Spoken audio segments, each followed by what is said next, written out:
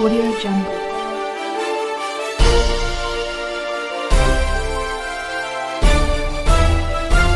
Audio Jungle.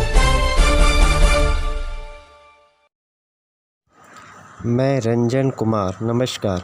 अभी आप देख रहे हैं कंचन न्यूज़। इसे लाइक, सब्सक्राइब एवं बेल आइकॉन दबाना ना भूलें ताकि न्यूज़ का नोटिफिकेशन सबसे पहले आपके पास पहुंचे। अब चलिए खबरें विस्तार से। इस वार्ता में आने के लिए अपने तमाम पत्रकार साथियों का धन्यवाद करता हूं। साथियों, आज की ये प्रेस वार्ता एक और ज्वलंत विषय को लेकर है। खैर, वो विषय लंबे समय से बिहार में चल रहा है, पर उसका एक और पक्ष जिस तरीके से उभर कर सामने आया, ये हमारे प्रदेश की चिंताओं को और ज़्यादा बढ़ाता है। ये बात किसी से नहीं छुपी कि बिहार में किस तरीके से अपराधियों ने अपनी जड़ों को न सिर्फ मजबूत कर लिया है बल्कि पूरे प्रदेश को अपनी गिरफ्त में ले लिया, और मौजूदा सरकार कहीं ना कहीं असहाय दिखती है इन अपराधियों के सामने। और मुझे कहने में इस बात को कहीं कोई संदेह नहीं है कि कई जगहों पर तो संरक्षण प्राप्त है इन अपराधियों को बिहार सरकार का। पर आज नहीं, 2 दिन पहले जिस तरीके से एक और घटना सामने आई, ये अपराधियों के मनोबल को और इस सरकार की नाकामियों को उजागर करता है। अगर पुलिस अधिकारियों की हत्या अगर हमारे प्रदेश में होने लग जाए तो आप बताइए भैया, बिहारी कहां जाएगा? अभी तक तो आम बिहारियों की हत्याएं हो रही थी, गरीब किसान मजदूरों की हत्याएं हो रही थी, व्यवसायिकों की हत्या हो रही थी। पर आज जिस तरीके से अपराधियों की गोली के शिकार अब अधिकारी होने लग गए हैं, जो पुलिस विभाग में लंबे समय से कार्यरत हैं, जब उन लोगों की अब हत्या की जा रही है, क्या इस पर भी मुख्यमंत्री नीतीश कुमार जी खामोश रहेंगे? आम बिहारी मरते हैं तो इनको फर्क नहीं पड़ता, पर आज जब इन्हीं के विभाग के लोगों की हत्या की जा रही है, तब भी अगर मुख्यमंत्री खामोश रहेंगे तो ये प्रदेश कहां जाएगा? भाई, जिनकी जिम्मेदारी हम लोगों की रक्षा करने की है, आज उन्हीं लोगों की हत्या की जा रही है। मैं जिक्र कर रहा हूं जिस तरीके से नंदकिशोर यादव जी की हत्या कर दी गई 14 तारीख को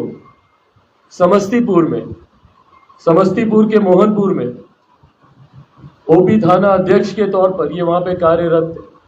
14 तारीख को इनकी हत्या की गई। 15 तारीख को ये जानकारी सामने आई। अब मुझे नहीं पता कि विलंब किया गया जानकारी देने में कि मुख्यमंत्री जी को भैया झंडा फहराना है, उससे पहले ये जानकारी सामने नहीं है, जो भी है, पर एक अधिकारी की हत्या हुई है यहाँ पे, जो प्रशासनिक सेवा में थे, जो बिहार प्रदेश के लोगों की सुरक्षा के लिए जो काम कर रहे थे। और ऐसे में अगर मुख्यमंत्री नीतीश कुमार जी, जो हमारे प्रदेश के गृह मंत्री भी हैं, अगर अब भी वो खामोश रहते हैं तो आप बताइए कैसे मनोबल आप बढ़ाएंगे? बिहार पुलिस में जो लोग तैनात हैं, कैसे उनको इस बात का सुरक्षा का भाव मिलेगा भैया कि अगर आज हम जिनके लिए लड़ रहे हैं, कल को अगर हमारे साथ कुछ होता है तो ये सरकार हमारे साथ खड़ी है। क्या ऐसे में पुलिस में तैनात हमारे जवानों का, उनका मनोबल नहीं गिरेगा? क्या मुख्यमंत्री जी ने इसके खिलाफ एक शब्द बोलना जरूरी समझा, जाना जरूरी समझा, परिवार की उचित मदद करना जरूरी समझा? गृह मंत्री होने के बावजूद अपने ही विभाग के एक अधिकारी की हत्या पर आज मुख्यमंत्री मौन है। कल को बताइए ना भाई, प्रशासन के लोग क्यों जाएंगे, क्यों वो जाकर भिड़ेंगे अपराधियों से, जब उनके सामने इस तरीके के उदाहरण है कि भाई कल को हम मर भी जाएंगे तो हमारे परिवार का आंसू पोंछने वाला कोई नहीं है। और किस बात पर उनकी हत्या की गई? मवेशियों का के साथ जिस तरीके से अपराधी उनके साथ वो कर रहे थे, उसको लेकर उनकी हत्या की गई, उसके विरोध में ये अधिकारी वहां पर गए। और उसके बाद मुख्यमंत्री ने एक शब्द इस पर बोलना जरूरी नहीं समझा। 15 अगस्त को जब वो झंडा फहरा रहे थे, शहीदों को याद कर रहे थे और बड़े बड़े ज्ञान की बातें कर रहे थे, और आज जब उन्हीं के राज्य में बगल के जिला में समस्तीपुर की घटना, रहने वाले वो अररिया के थे, समस्तीपुर की घटना, और उस पर उन्होंने एक शब्द बोलना जरूरी नहीं समझा। बार बार इसी बात को हम कहते हैं भाई कि जब तक प्रदेश के मुख्यमंत्री, जो प्रदेश के गृह मंत्री भी हैं, जब तक वो सुरक्षा का भाव नहीं देंगे, और ये सुरक्षा का भाव अधिकारियों को भी देना जरूरी है भाई, तभी उनका मनोबल बढ़ेगा, तभी वो और मुस्तैदी से जाके, कोई लड़ने से डरता नहीं है भाई। और हमारे बिहार पुलिस के जवानों में इतनी क्षमता है कि वो सीने पे जाकर गोली खाएंगे और डट कर लड़ेंगे और सामना करेंगे, और वो कर भी रहे भाई, कर भी रहे। सामने इतने अपराधी होते हैं, अकेला एक जवान जाकर उनसे भिड़ जाता है, डरता नहीं है वो। पर कम से कम एक सुरक्षा का भाव तो वो चाहता है इस सरकार से कि आज हम आपके लिए लड़ रहे हैं और सर्वोच्च बलिदान देने को तैयार है हम आपके लिए, पर हमारे जाने के बाद हमारे परिवार का क्या? कम से कम कोई जाकर उनके आंसू तो पोंछ दे। और इसी तरीके की एक और घटना, और ये तमाम ये लोकतंत्र की ये स्तंभ है। जो लोग बोलते हैं कि लोकतंत्र की हत्या की जा रही है, मुख्यमंत्री नीतीश कुमार जी जब INDI गठबंधन के साथ जब ये जाते हैं, वहां जाकर ये बड़ी बड़ी शब्दावली का इस्तेमाल करते हैं। फैशन बन गया आजकल बोलना। विपक्ष के लोगों को कुछ नहीं मिलता तो 2 शब्द इनके हर भाषण में आपको सुनाई देंगे, लोकतंत्र की हत्या हो रही है, संविधान खतरे में। मजाक है क्या ये देश? क्या ये देश इतना हल्का है कि इसमें कोई भी आएगा और लोकतंत्र की हत्या कर देगा? क्या डॉक्टर बाबा साहब भीमराव अंबेडकर का बनाया गया संविधान इतना कमजोर है कि बात बात में वो खतरे पे आ जाता है? और कौन लोग बात कर रहे हैं भैया लोकतंत्र की हत्या की? जिन्होंने खुद जनादेश का 2-2 बार अपमान करने का काम किया। 15 का जनादेश किसके लिए? महागठबंधन के लिए। सरकार किसके साथ चलाई? NDA के साथ। 20 का जनादेश किसके लिए? NDA के लिए। सरकार किसके साथ चला रहे? महागठबंधन के साथ। क्या यह लोकतंत्र की हत्या नहीं है? क्या बार बार आप जनादेश का अपमान कर रहे हैं? रहिएगा इस गठबंधन में, ताकिएगा उसमें, रहिएगा उसमें, ताकिएगा इधर। यह कैसा लोकतंत्र है भैया आपका? 5 साल तक आपको श्रद्धेय अटल जी याद नहीं आते। महागठबंधन में जा रहे हैं तो उनको आंख दिखाने के लिए, और दिल्ली तो गए थे ये आंख दिखाने, नहीं मतलब हकीकत में भी आंख दिखाने गए थे। एम्स गए थे अपने आंख का इलाज, क्योंकि बिहार के किसी अस्पताल पे इनका विश्वास है नहीं। एम्स में गए थे अपनी आंख का इलाज कराने, पर आंख तो दिखाकर आए अपने गठबंधन को भी। दबाव की राजनीति। और ये लोग बोलते हैं भैया कि लोकतंत्र की हत्या हो रही है। लोकतंत्र के स्तंभ को ये लोग सुरक्षित नहीं रख पा रहे, अपने पुलिस के अधिकारियों को सुरक्षित नहीं रख पा रहे। पत्रकार, जो लोकतंत्र का चौथा स्तंभ है, पत्रकारों की हत्या हो रही है हमारे राज्य में।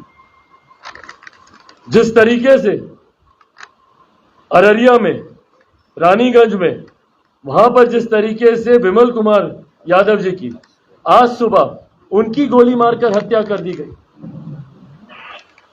आपके राज्य में पत्रकार सुरक्षित नहीं है मुख्यमंत्री जी, आपके राज्य में पुलिस के अधिकारी सुरक्षित नहीं है, तो आम बिहारी तो बहुत दूर की बात है भाई।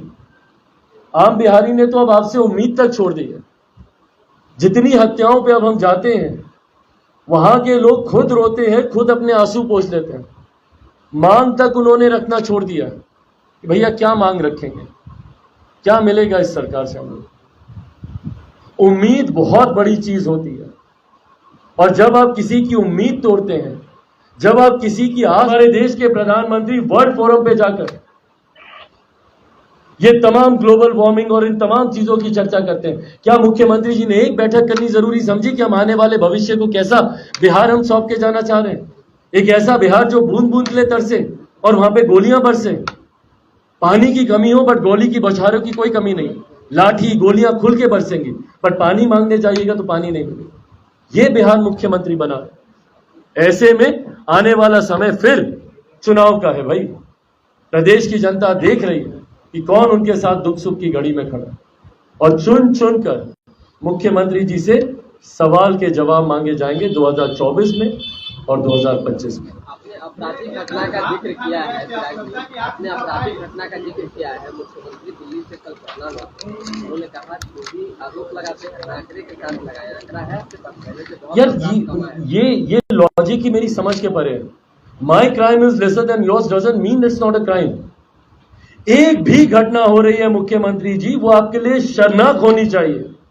एक भी घटना हो रही है, आप कैसे जस्टिफाई कर सकते हैं कि दूसरे राज्यों की बनिस्बत देख लीजिए, इस राज्य की बनिस्बत देख लीजिए, कैसे आप जस्टिफाई कर सकते हैं? मैंने भारत की संसद में भी ये बात बोली थी, क्या मणिपुर पे चर्चा कीजिए, हम हैं आपके साथ, और अगर वहां पे स्थानीय सरकार का फेलियर है, गठबंधन में होने के बावजूद हम बोलेंगे कि भैया उस सरकार का फेलियर है, इंटेलिजेंस का फेलियर है, हम बोलेंगे डंके की चोट पे। पर जब ये लोग मणिपुर का मुद्दा उठाते हैं तो इनको बिहार पे भी बात करनी होगी, बंगाल पे भी बात करनी होगी, राजस्थान पे भी बात करनी होगी। क्यों नहीं बात कर रहे हैं ये लोग? और ये मुख्यमंत्री बोलते हैं कि आप आंकड़े दर्शाइए, आंकड़े जाकर दिखाइए ना उन विधवाओं को जिन्होंने अपने सुहाग को खोया है, उन बच्चों को जाके आंकड़े दिखाइए मुख्यमंत्री जी जिन्होंने अपने पिता को खोया है। ये ऐसा ही है ना, जाकर दिखाइए, शहीद हुए हैं ये, जाइए और इनके परिवार को जाकर आंकड़े दिखाइए कि देखिए अभी तो इतने ही लोग मरे हैं, इतने मरते तो आपको चिंता होनी चाहिए। क्या बात करते हैं मुख्यमंत्री?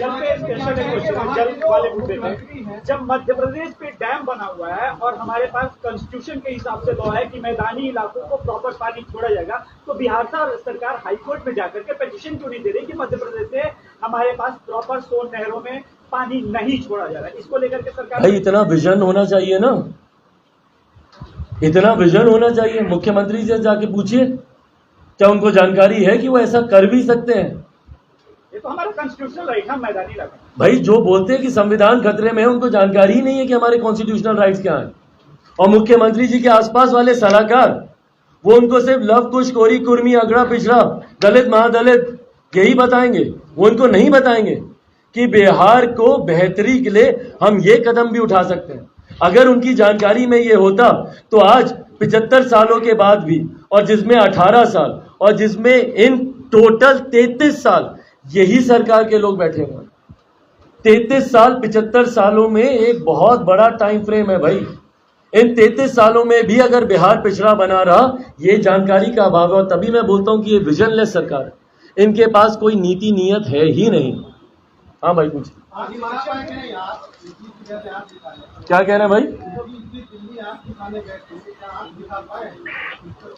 भाई अब वो आंख उन पे बैकफायर करेगी नहीं करेगी, बहरहाल पहले तो मैं उनके वो स्वस्थ रहे ये कामना करता हूं।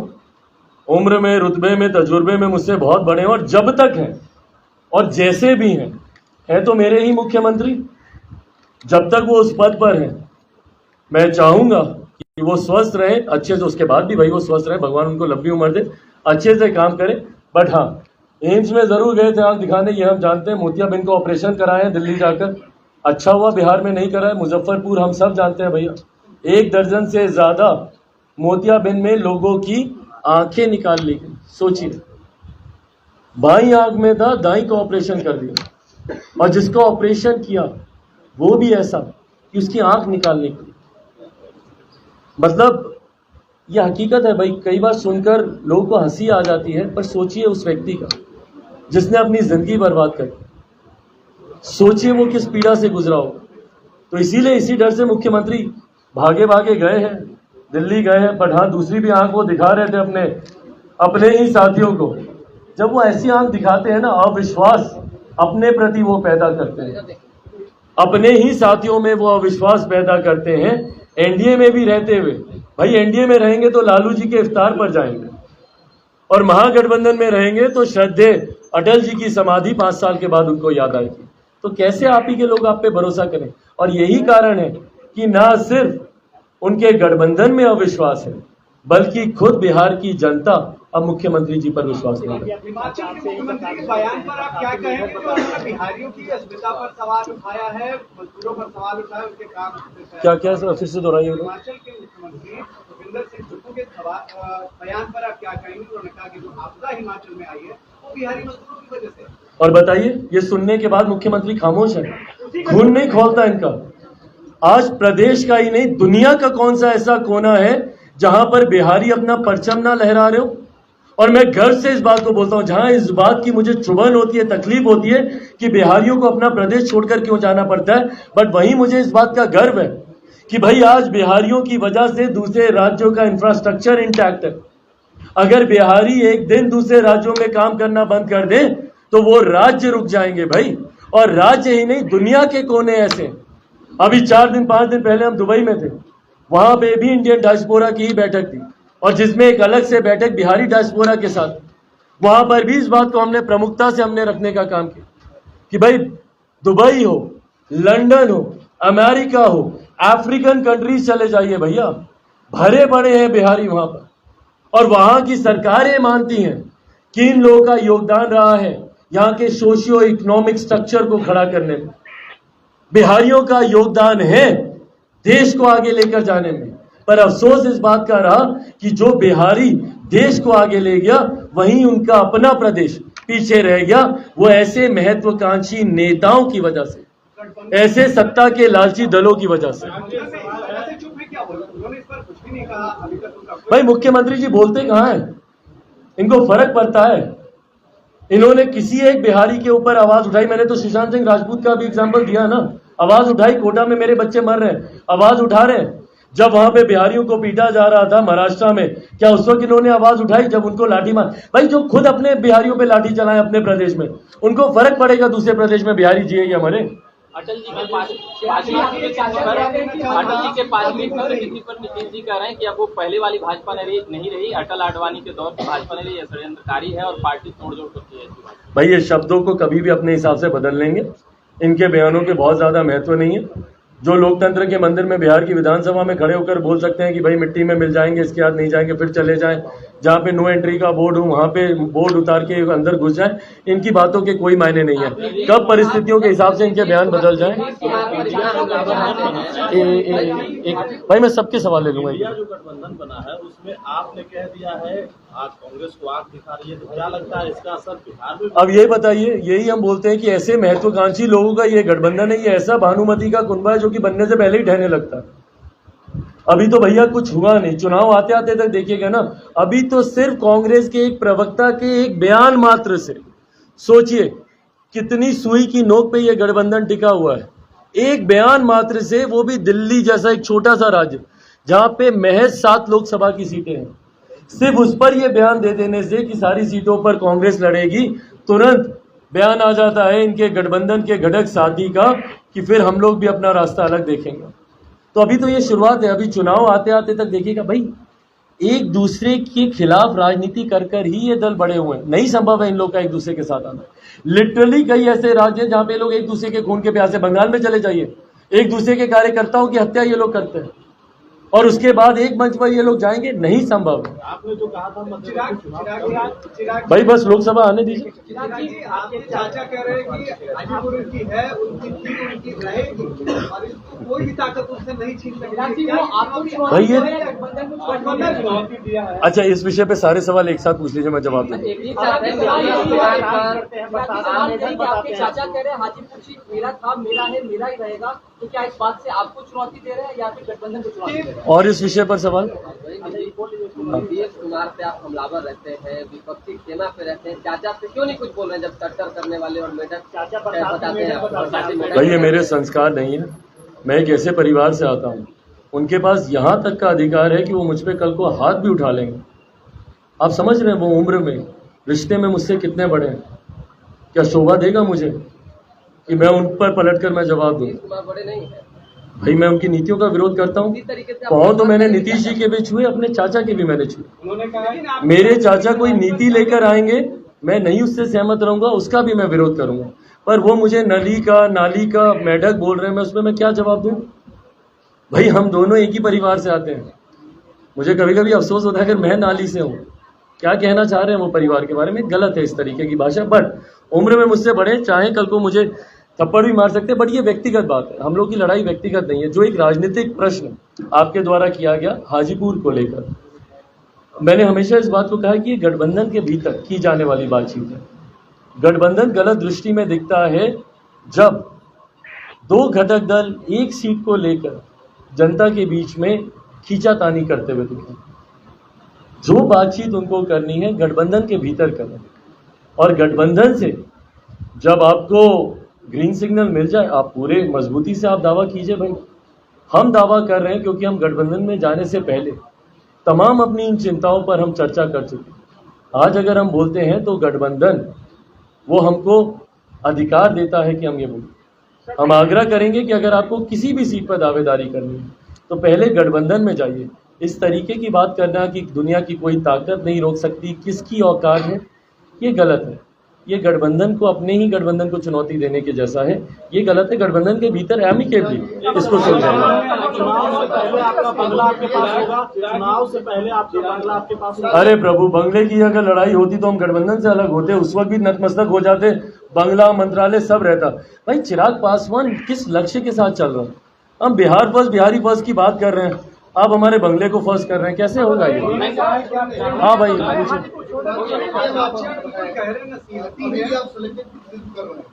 आप कांग्रेस लग रहा है नीतीश कुमार से बार-बार मुख्यमंत्री जी भी है और भी दल है, उनके खिलाफ भी कुछ भाई जब वो खुद ही नहीं बोल पा रहे गठबंधन में रहकर, तो हम क्या बोले उनके बारे में? जब वो खुद ही नहीं, हमको कोई दिक्कत नहीं है भाई।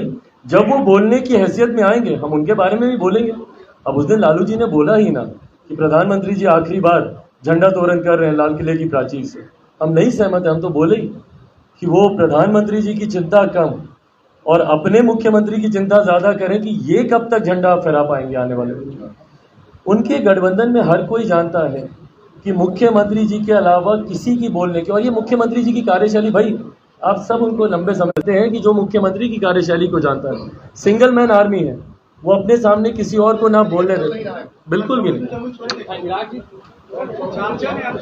भाई जमुई के बारे में हम कह चुके हैं और उस दिन हम खुले मन से भी बोलकर आए कि हम युवा बनकर आए थे, बुजुर्ग बनकर हम जाना चाहते हैं। जमुई, हाजीपुर दोनों सीटें ऐसी हैं जो एक मेरे पिता की कर्मभूमि रही, दूसरी मेरी कर्मभूमी रही। बट इन दोनों सीटों से कौन प्रत्याशी कहां से चुनाव लड़ेंगे ये लोक जनशक्ति पार्टी रामविलास का संसदीय बोर्ड तय करेगा। थैंक यू भाई, थैंक यू।